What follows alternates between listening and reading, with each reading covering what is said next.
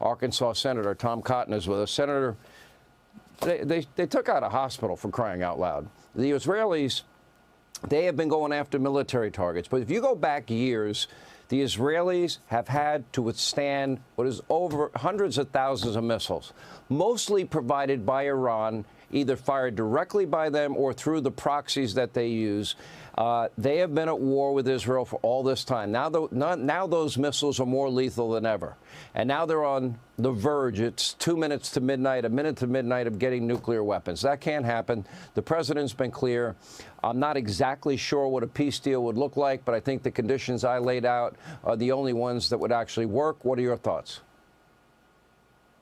Ladies and gentlemen, patriots across the country, what we just witnessed in that interview with Senator Tom Cotton is what the mainstream media refuses to say out loud. Iran is not just a problem. It is the biggest threat to peace, freedom, and Western civilization.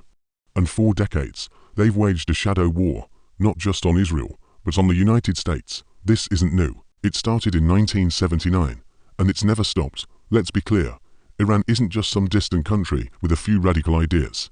It is the #1 state sponsor of terror. They've armed proxies, fired rockets, killed Americans, and now they're standing minutes away from becoming a full-blown nuclear power. And yet, where's the outrage from the left? Where are the voices in Congress? Where are the college professors? Oh, right. They're too busy tolerating anti-American protests and flying Palestinian flags while burning the American one. These people aren't just protesting Israel. They are protesting you, me, and everything America stands for. And they are marching in lockstep with the same regime that chants death to America every single day. Yeah, Sean, I agree with the details of a potential agreement that you laid out. Color me skeptical that the Ayatollahs would accept such a term. They've refused it for decades. But as you say, Iran is the one that's waged the forever war. They've waged a forever war against the United States and Israel and the civilized world since 1979. And for 25 years, American presidents have been pledging that Iran cannot get a nuclear weapon. But only one, Donald Trump, actually has done something about it and has said that we're going to bring this chapter to a close soon. So as you put it, Fordo, their deeply buried underground nuclear bunker, has to be closed one way or the other. It can be closed the easy way, it has to or be it can be closed the hard way. If they can't use this to buy time to rebuild their arsenal or to go deeper into their nuclear program, to me, it would almost have to be next day or within 2 days, no more than a week, Americans on the ground in the Fordo facility, beginning the process of scientifically figuring out how to dismantle it. But it would also include anywhere, any place, anytime inspections. And they have to give up their long-range missiles and, frankly, any missile that has a range to hit any American target in the region. I think that would be a fair deal, considering they have no leverage and their back's against the wall because the Israelis have kicked their ass. Yeah, and Sean, I don't think the president is going to allow the Ayatollahs to tap him along the way so many other presidents have. This is a chance to bring this chapter to a close. History will look back kindly on Donald Trump for ending this menace to the United States, to our friends in the region, to the civilized world. And as you said, he's going to make a decision within 2 weeks. Could be 2 days, could be 2 hours. The Ayatollahs need to act fast if they want to avoid the worst possible fate at Fordo. It's going to be closed one way or the other. What do you make of China sending these mystery transport planes into Iran? That concerns me.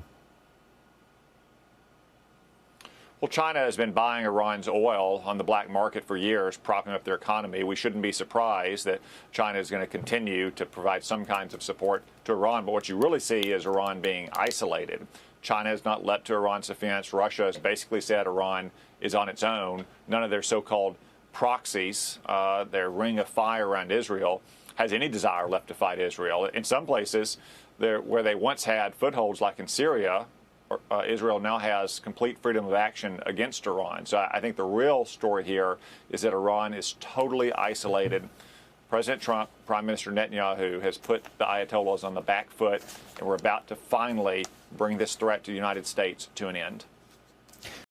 Senator Cotton laid it out perfectly. Only one president, Donald J. Trump, had the guts to act. Every other president talked tough and folded. Trump took real steps to stop Iran. He didn't bow. He didn't beg. He said, enough is enough. Now we're at a crossroads again. The Fordo nuclear facility, buried deep underground like some villain's bunker, needs to be dismantled. Immediately. No delays. No negotiations. No more time buying schemes. We need inspections. We need US boots on the ground, and we need to eliminate Iran's long-range missile capability. Anything less is a surrender of our national security. Israel isn't backing down, and neither should we. Iran is isolated. Their allies are backing off. Russia won't help. China is sneaking around in shadows, but even they aren't willing to stand in the fire. Iran is on its knees. Let's finish it. Let's bring a little politics into this. I mean, the left has been tolerant in the halls of Congress, on college campuses, of virulent anti-Semitism. And in many ways, they have been somewhat complicit. Their silence has been deafening. I find in this conflict as well, their silence has been somewhat deafening. Why are there not more outspoken voices against the #1 state sponsor of terror? To me, this is an issue of simple moral clarity, especially based on their history of following through and firing weapons, either directly or through their proxies, and also targeting Americans over the years going back to 1979. There's your forever war. They started it. Well, yeah, Sean, if you look at, for instance, some of these protests that have broken out on campus over the last 2 years, they don't just wave the Palestinian flag and burn the Israeli flag. They burn the American flag.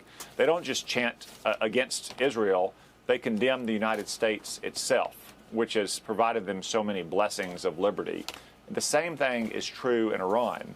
They call Israel the little Satan. They call the United States the great Satan.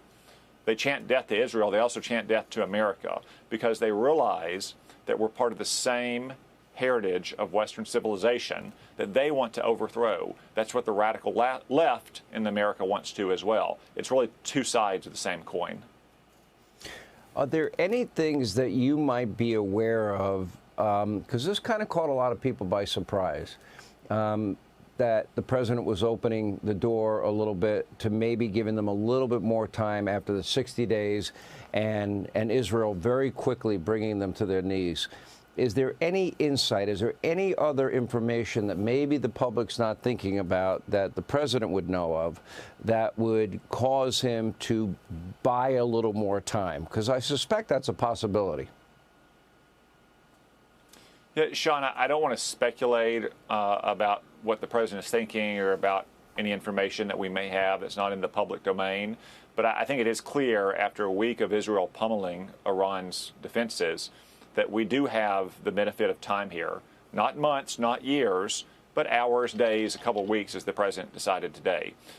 He may give the Ayatollahs one last chance to try to turn over all of their nuclear weapons program and uranium enrichment.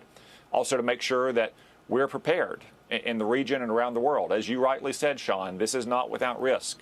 Our troops in the region are at risk. We have embassies around the world. For all we know, sleeper cells could be in America because of Joe Biden's wide open border. The president is aware of all of those threats. I think we already know they are. He wants to be prepared for them. That's not an issue in dispute, is it? He's let in known terrorists. We know they're here. Yeah, and I think, and Sean, I think the president recognizes all of those risks and those dangers, but he understands, as he's understood for 10 years, that the danger of a nuclear Iran with ballistic missiles within a few years that could hit the United States makes all those things worth bearing for the sake of the safety of the American people.